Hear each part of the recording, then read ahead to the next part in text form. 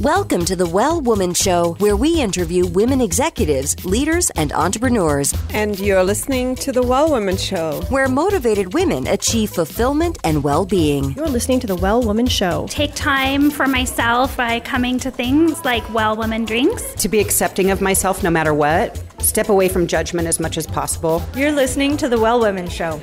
You're going to be in for a good ride. I don't regret anything. Everything I've ever done, I've learned from it, one way or another, good or bad. Being a little bit selfish for yourself, put your own oxygen mask on first and then give what's left. I'm a woman. I would prefer to tell my own story. My story, though it's very personal, is universal. You're listening to the Well Woman Show. And now your host, Giovanna Rossi. Hi, Giovanna Rossi here, and welcome to another episode of the Well Woman Show, where I interview women leaders, executives, and entrepreneurs about their lives and their road to becoming and being who they are today. Do you ever find yourself overwhelmed with your responsibilities, and it seems like you'll never get it all done? Well, you're not alone. We all need to remember to use our superpowers, the ones we already have but don't use all the time, and take advice and wisdom from one another.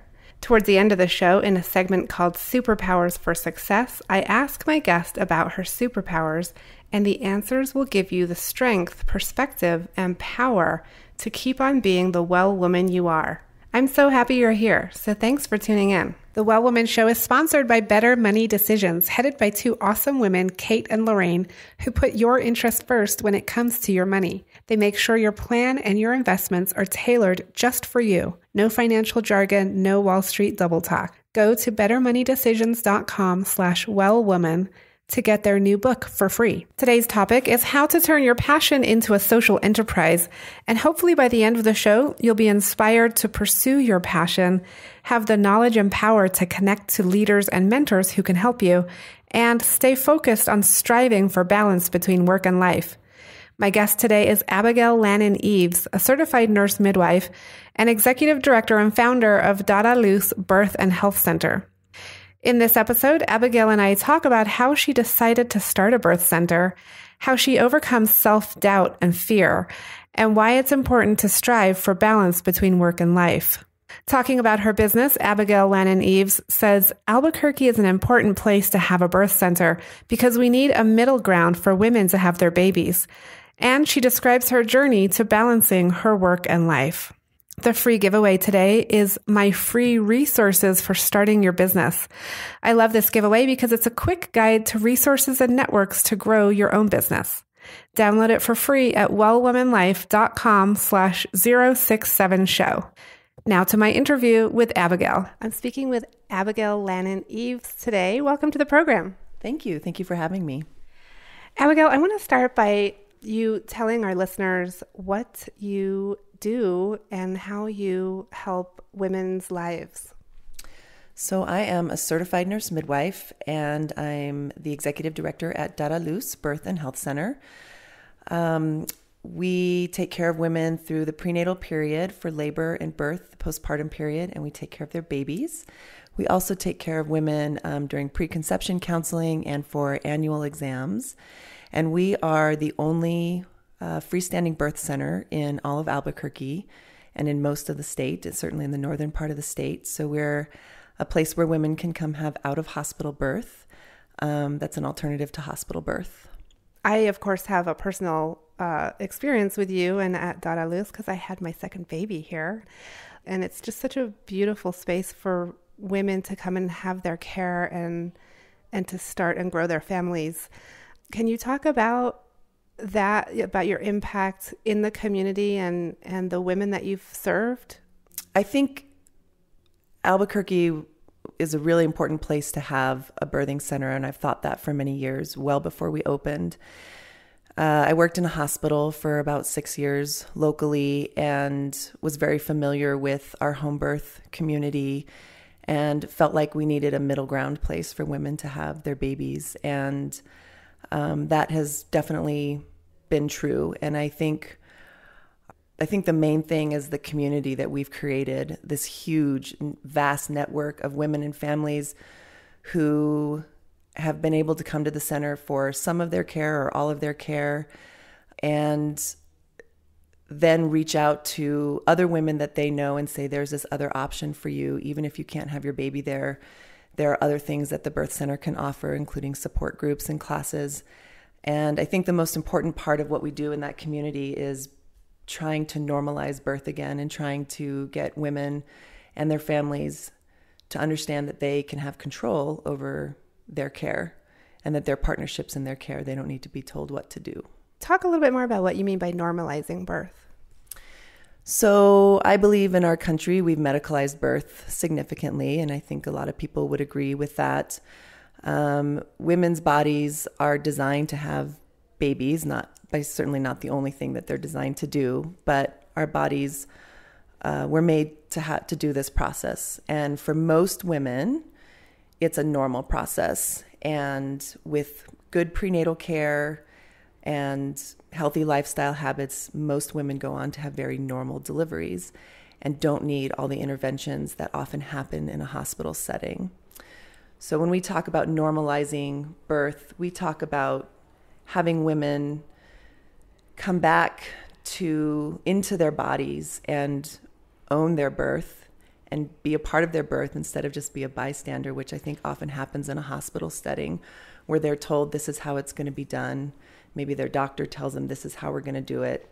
And they feel like they don't have a choice, or they think they don't have a choice. And we are saying, no, you do have a choice. And we're trying to get women to honor that and want to have a normal birth.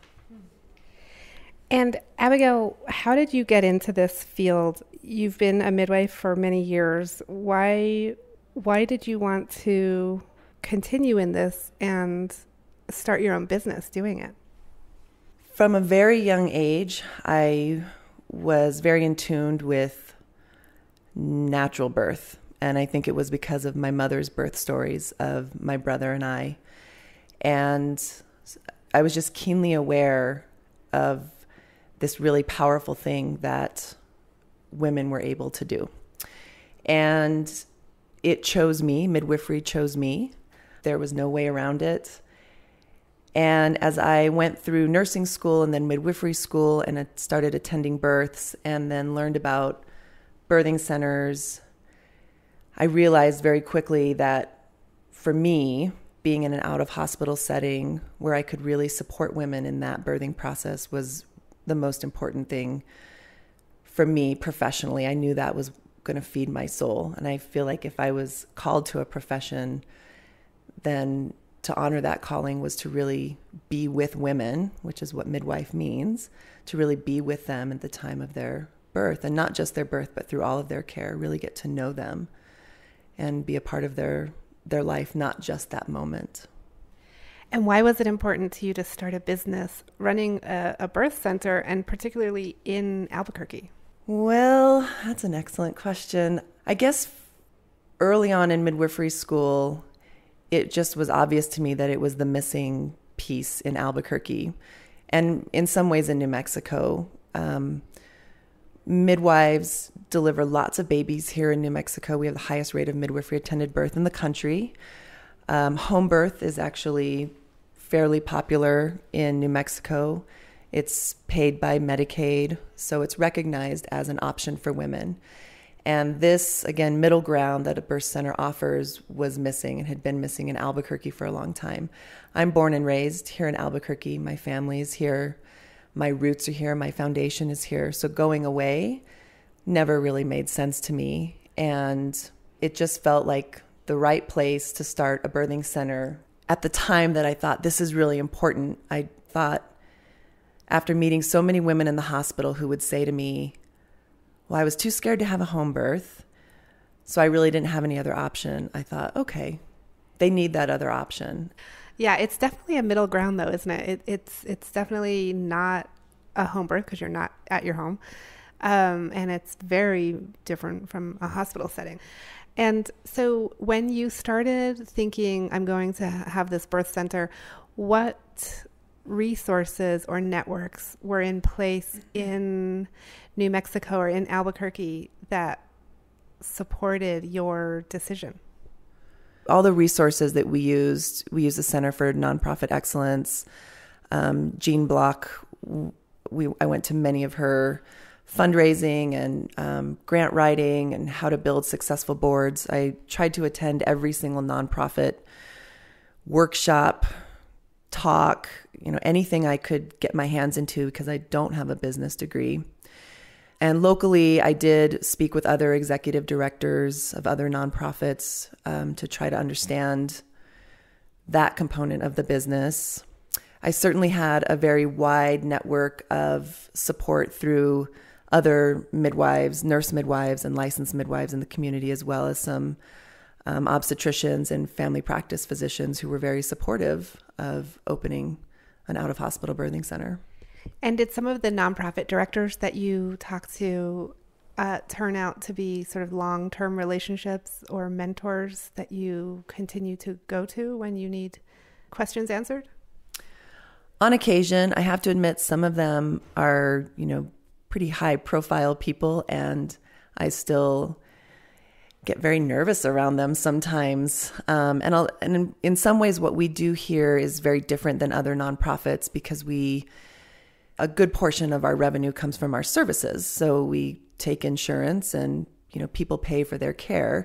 And then we also fundraise and get donations and write grants. Whereas so many nonprofits, that's the majority of what they do. They don't get money for their services because their services are often free or for certain populations. And so that is a very different piece of what we do. But when I have other looming questions, and certainly with grant writing, fundraising, I still reach out to those other people in the community.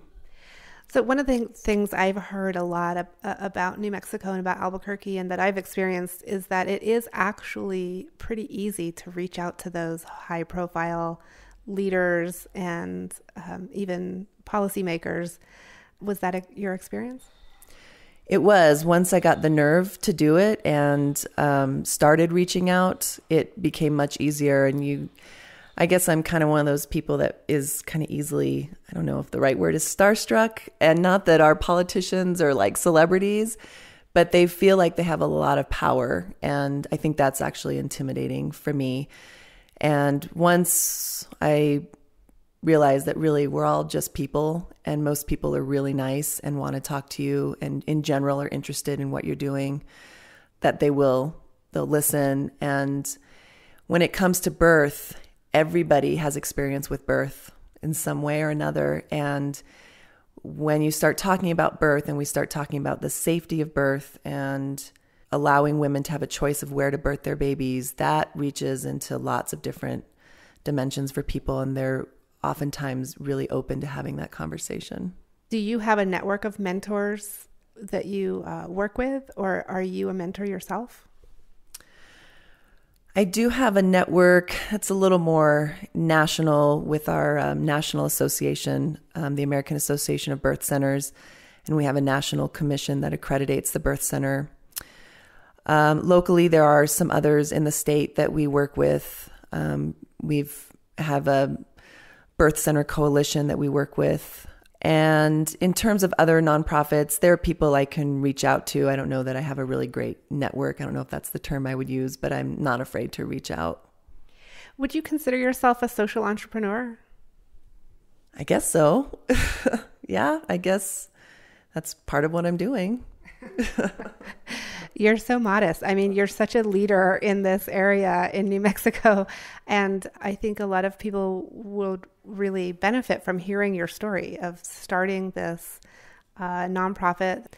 So talk a little bit about the classes you took at the Center for Nonprofit Excellence and how that information impacted you early on.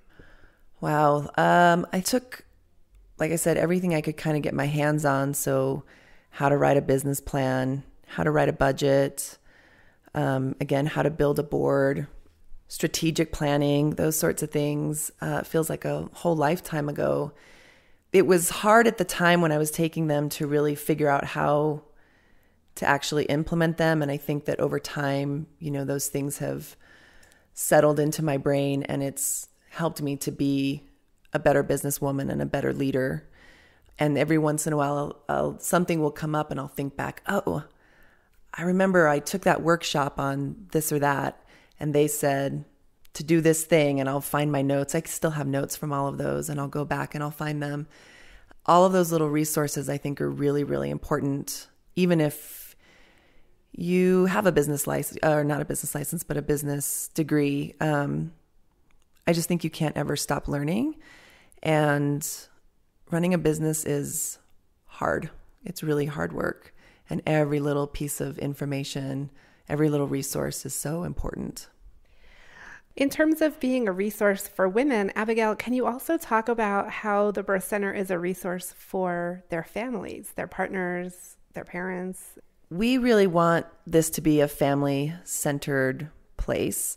We encourage our moms to have people with them in birth who are supportive of them, and whether that's just their partner or an extended family, we support that.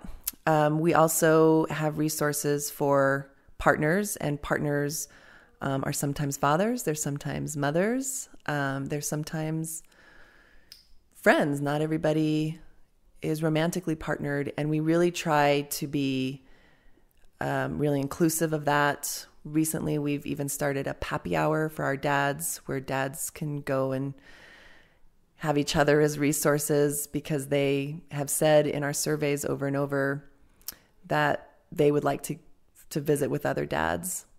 And very early on, I realized that the community that's actually created through the classes is probably the most important thing that happens here, that families are connected to other families and they become very close with each other. And we really pride ourselves on being a safe place for all families to come, same-sex families, transgender. We accept everybody with open arms here. And it does seem like it might be a little bit intimidating for men in this space, because it's such a powerful women's space, right, for birth. How do you welcome men into the birth center? And do you have like an example of a family where that made a big difference for them? I think when women take control of their health care, or anything in their life for that matter, but particularly their health care, it's something that men are in general a lot more intimidated about. And I think we really, when we sit during one of our visits and we're talking to our clients, we're not just talking to the mom, we're talking to whoever else is in the room. We ask everybody if they have questions. We get to know the dads, and, we ask them questions like, do you want to catch your own baby? And things that would never have even crossed their mind. And we say things like, this is your birth, to both of them. This is not our birth. So whatever you guys want. And we really try to empower men to be with their partners during this time. I could think of a lot of different births, but I think in general, when a family has had a hospital birth and then they come here and they have a birth here, and I'm talking more about men because in same-sex couples, it doesn't seem to be, there's not such a difference, but men are often in the hospital they're just not as well regarded. Everything happens to the mom, to the patient, to the baby. And here we kind of make them be part of that birth process. And we really try to get them to understand that connection that's happening between them it's more powerful than just a few moments of birth. And so when a baby is born, is emerging underwater or on the bed, wherever they're birthing, and I say to usually the dad or any partner, why don't you reach down and grab your baby? And they look at me like, I can do that? Of course you can do that.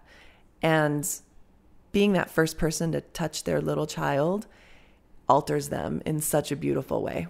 And they own their birth just like those mamas do. Can you talk about any specific challenges you've had as a woman being a business owner?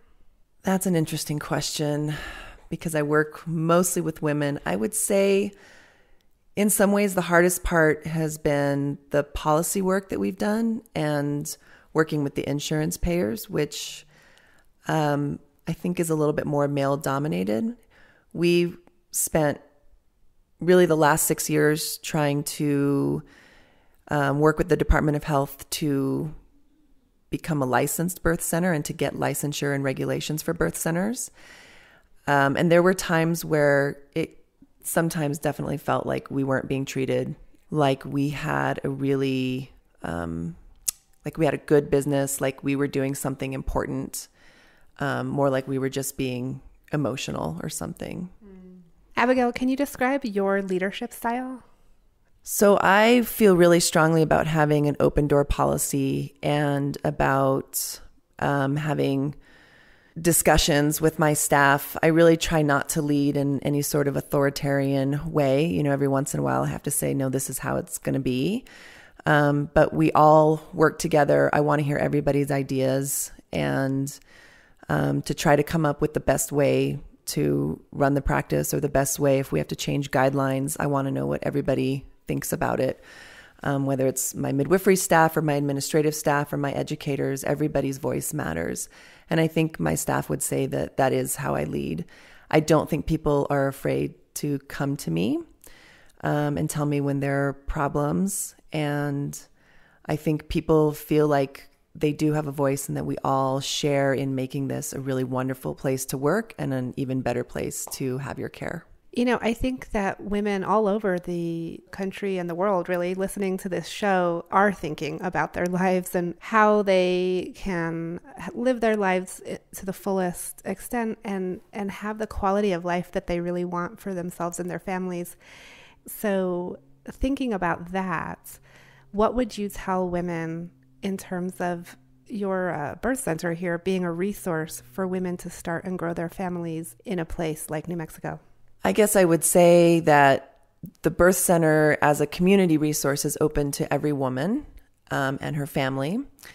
Not everybody can have their baby here because of risk status. There are different reasons that we risk women out, but there are lots of other things that we offer. And even just to get on our website and learn that there are other ways than just the typical hospital system, even if it's just for your gynecological care, or even if it's just to come and talk about nutrition or to get a mammogram or just a simple pap smear. The main resource is having another person, another woman across from you who listens, who cares, who empathizes, and who wants you to have the best care. And sometimes we're not the ones to give that care, but we can refer on to other wonderful providers.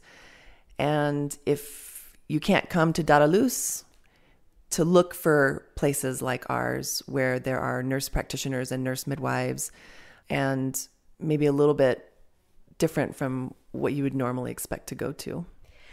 That's great because, you know, on the Well Woman Show, we really want to talk to women about designing their own lives and empowering women to make the decisions in their lives that are the best for them and their families and their quality of life. And so for all of the entrepreneurs or, you know, soon to be online business owners even out there, if you're looking for a great place to have a family, have great quality of life, which I also want to talk to you about, you know, New Mexico really is a great place to do that. And to have these supports like the birth center is just amazing. And again, I'm a little biased because I have had a personal experience here, but it's just a great place for women and a great resource. Abigail, can you talk a little bit about other things you do in Albuquerque when you're not working? We definitely want to encourage women to find that balance between work and life.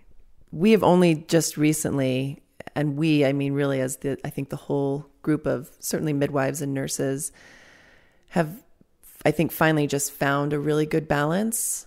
Birth centers, I think, traditionally are understaffed and have a lot of turnover because it is very hard work. It's hard work physically, emotionally, psychologically. We put ourselves so much into this work that we do. And to get to a place where we could find a sustainable number of staff with this, finding the right number of women that we take care of monthly or annually, and be able to pay our bills. And that's been a really hard equation to find. And birth centers traditionally, in many places, close after sometimes 2 or 3 years. They're often just not run very well. And I'll be the first to say, I think a lot of midwives are, we're very passionate, but we tend to be compulsive and impulsive and not the greatest business women, from what I can tell. Our hearts are in the right place, but it just takes a lot of work to find sustainability. And as the business grew and as I stayed in this work and kind of put my personal life on the line, I understood that sustainability was much more than just the numbers and much more than the staff, but the sustainability of our own hearts and souls in this, because people want to stay here. My midwives, my nurses, they want to stay. But when you're forced to choose over and over again, going to an event with your family or being able to go on vacation, eventually the birth center will lose. And finding that balance has been, for me, I think probably one of the most important things on the business side, and making sure that my staff feel like they have that balance. And I get it, when you open a business, I think everybody in general, you jump in with 2 feet, you go all the way under, and you're not really sure when you're going to take your next breath. And I think striving for balance and that sort of kind of life sustainability should be our goal. Our goal here is not to, make more and more money. Of course, we want to survive, and I want to pay my staff for what they're worth.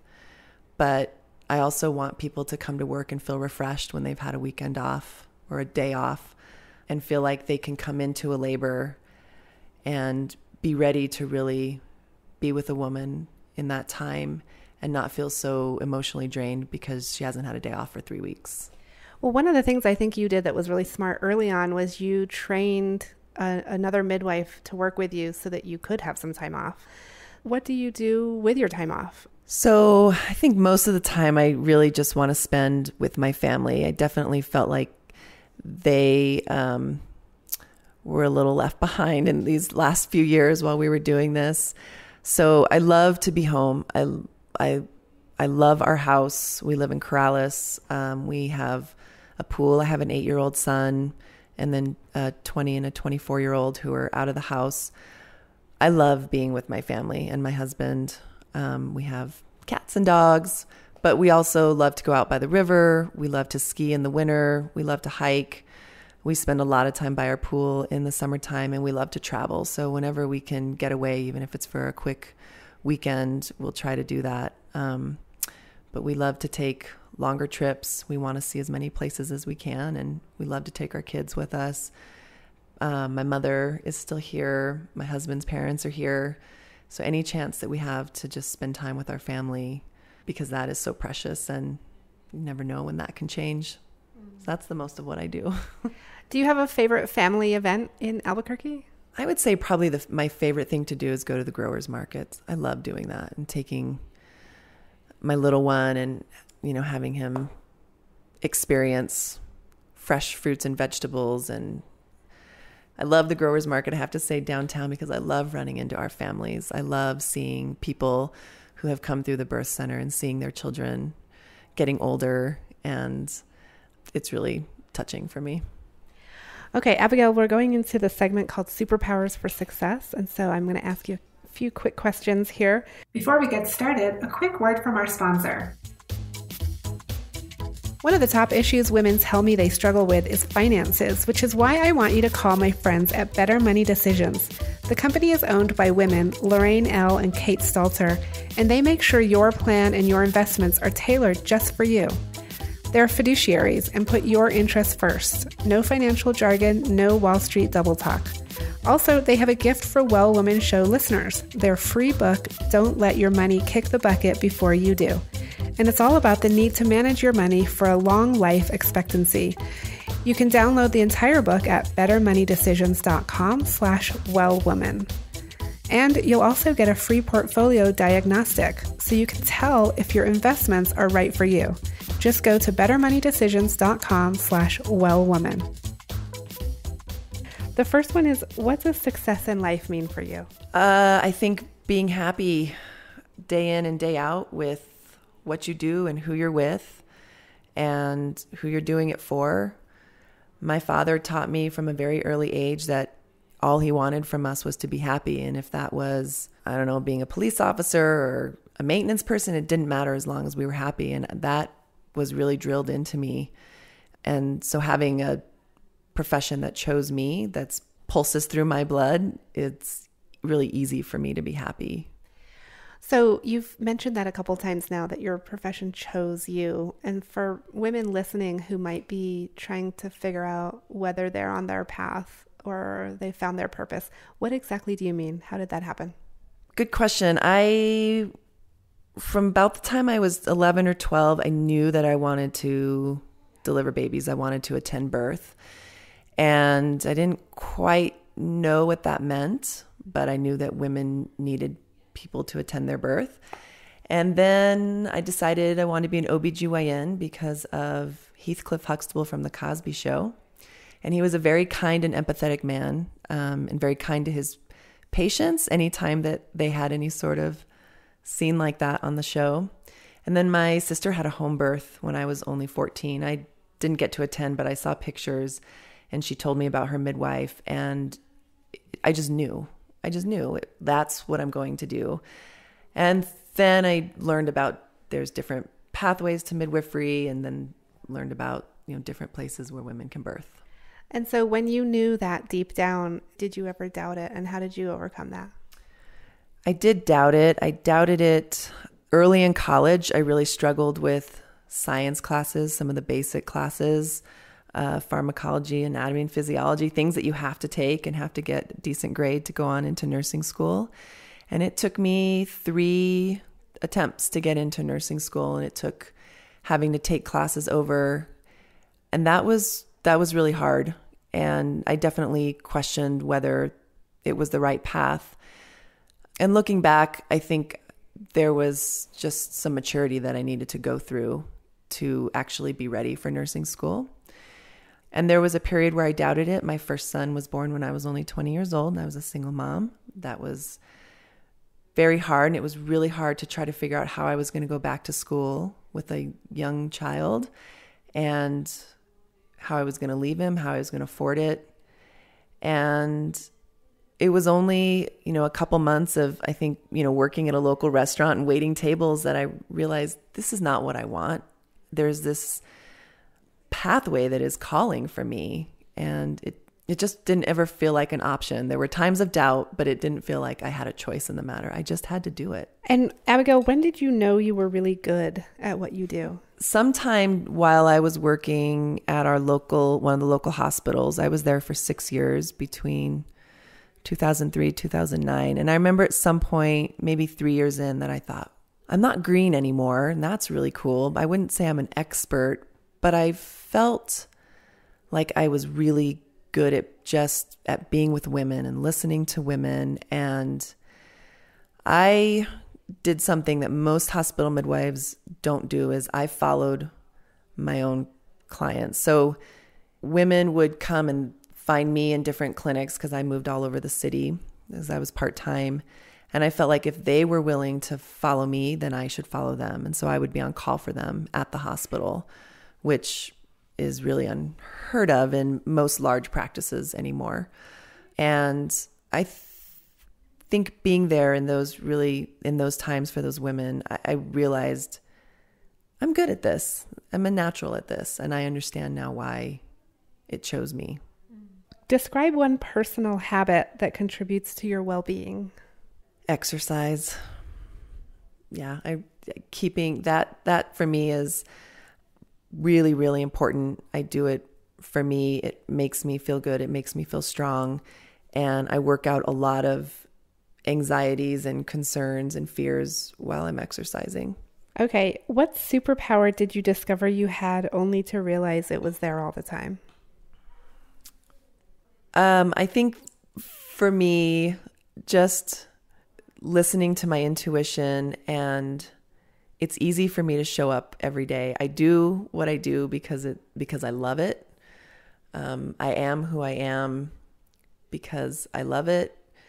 And I don't know what else to say. I don't know if that's a superpower, but I definitely think your intuition with women in birth is your superpower. Thank you. What advice would you give yourself, your 25-year-old self? Oh, I would say keep on keeping on. You know, if there's something that you know that you love, something you're passionate about, something you feel like you just have to do it, you figure out a way to do it. Okay. And do you identify as a feminist? Absolutely. Yes. The F word now seems to be such a dirty word, but I believe that I'm a feminist in every way. I believe in women making their own choices for themselves in all walks of life, no matter what it is, not just healthcare, but everything that they do, and women's rights and women being equal to any man. Absolutely. And last question, what are you reading right now? What's on your nightstand? I am reading About Grace by Anthony Doerr, who wrote All the Light We Cannot See.